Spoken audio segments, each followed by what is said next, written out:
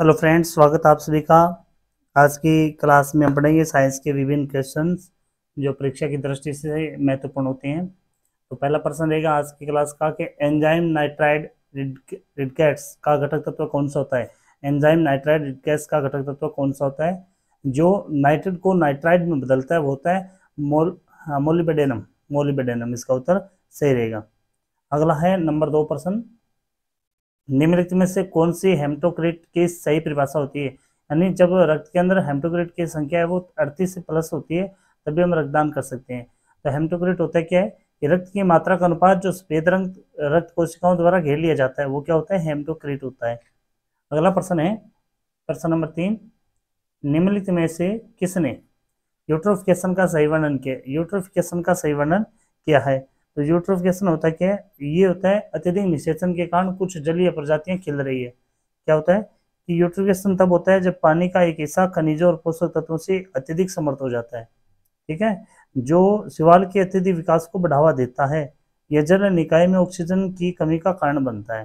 तो न्यूट्रिफिकेशन अत्यधिक निषेचन के कारण कुछ जलीय प्रजातियां खिल रही है। उत्तर इसका 1 नंबर सही रहेगा। नंबर 4 प्रश्न है, निम्नलिखित में से किसने प्रयोगशाला में सर्वप्रथम जीन का संश्लेषण किया था। जीन का संश्लेषण सर्वप्रथम किया था हरगोविंद खुराना। ये एक भारतीय वैज्ञानिक थे, लेकिन इन्होंने जो शोध किया था वो अमेरिका में किया था। अमेरिका में इन्होंने शोध किया था। अगला 5 नंबर प्रश्न है, सभी कोशिकाओं में एक जैसी जानकारी होती है। ठीक है, सभी कोशिकाओं में एक जैसी आनुवंशिक की जानकारी होती है, फिर भी स्टेम कोशिकाओं के अलावा अन्य कोशिकाएं विभिन्न ऊतकों में विभेदित नहीं हो पाती। इसका संभावित कारण क्या होता है। तो इसका संभावित कारण होता है कि जैसे जैसे कोशिकाएं विकसित होती है ना, तो कुछ जीन स्थायी रूप से बंद हो जाते हैं। ठीक है, अगला 6 नंबर प्रश्न रहेगा, कौन सी प्रक्रिया मौजूदा प्रजातियों से नई प्रजातियों का विकास करती है। तो जो मौजूदा प्रजातियों से नई प्रजातियों का विकास करने की प्रक्रिया क्या कहलाती है, उसे कहते हैं प्रजाति निर्माण।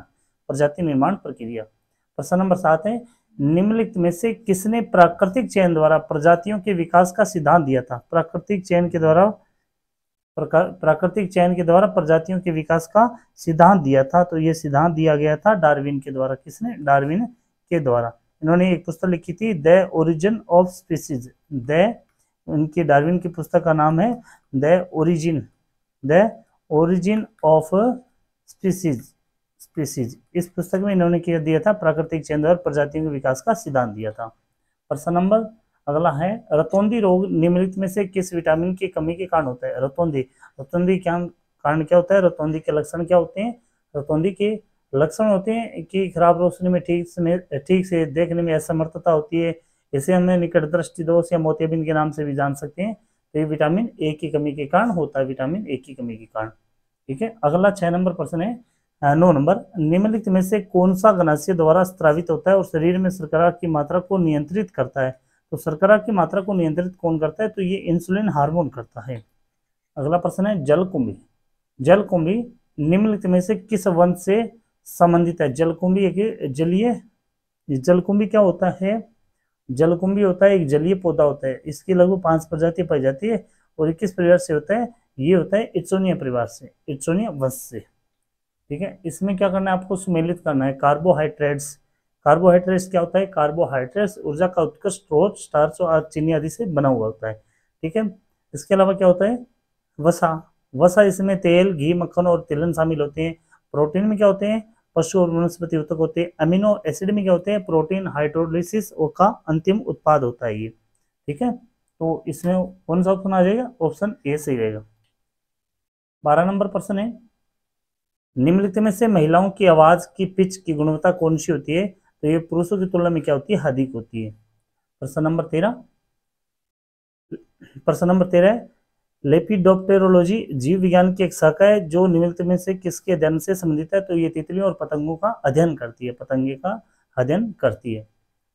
अगला प्रश्न है प्रश्न नंबर 14, उस संकेत का नाम बताइए, उस संकेत का नाम बताइए जो प्रोटीन को नाभिक के अंदर और बाहर जाने में मदद करता है।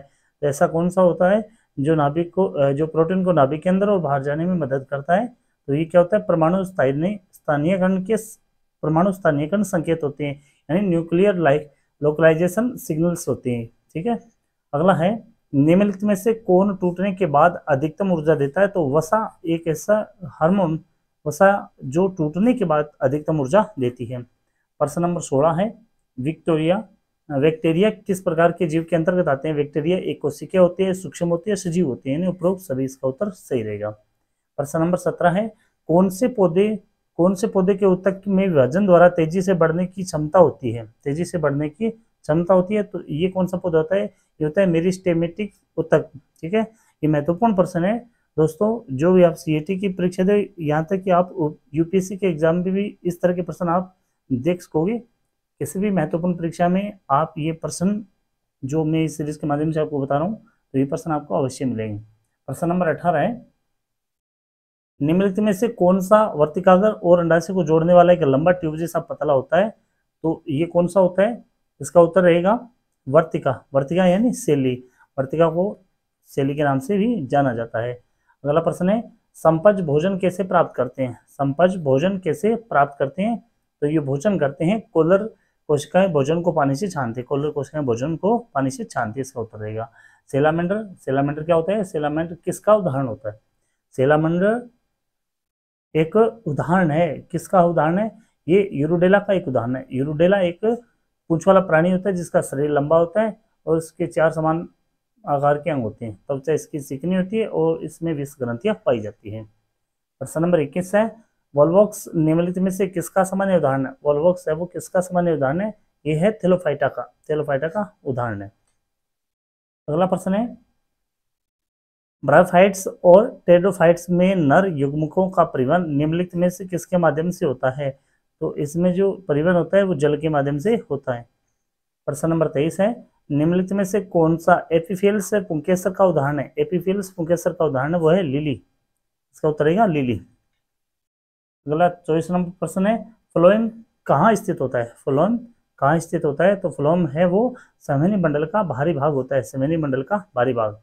प्रश्न नंबर 25 है वह कौन सी अवस्था है जिसमें एक पौधा अपनी कोशिका गतिविधि को धीमा कर देता है और अपनी पत्तियां गिरा देता है? कोशिका गतिविधि को धीमा कर देता है और अपनी पत्तियां गिरा देता है, तो वो कौन सी होता है? वो निष्क्रियता होती है। निष्क्रियता यानी प्रस्तुप्ति होती है।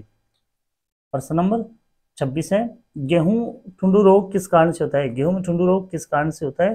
तो ये होता है किसके कारण से? क्लेवीबैक्टर टेट्रिस के कारण।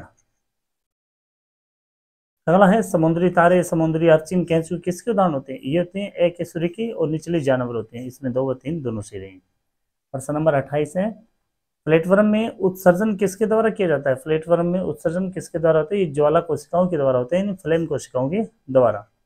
प्रश्न नंबर 29 है निम्नलिखित में से किसमें गलफड़े छिपे होते हैं? निम्नलिखित में से किसमें गलफड़े छिपे होते हैं? तो गलफड़े छिपे होते हैं किसमें? क्रिप्टोब्रेंचिडो में। क्रिप्टोब्रेंचिडे में। मडपपी किसका वास्तविक नाम होता है? मडपपी। मडपपी है वो किसका वास्तविक नाम है? ये है नेक्टुरेडे का वास्तविक नाम। अगला प्रश्न है सार्केलेमा। सार्केलेमा क्या होता है? सार्केलेमा होता है मांसपेशी तंतुओं को घेरने वाली झिल्ली। प्रश्न नंबर 32 है मानव आंख की कार्य प्रणाली के लिए जिम्मेवार प्रकाश की घटना क्या होती है? तो प्रकाश की घटना होती है वो अपवर्तन की घटना होती है जो आंख की कार्य प्रणाली के लिए जिम्मेवार होती है।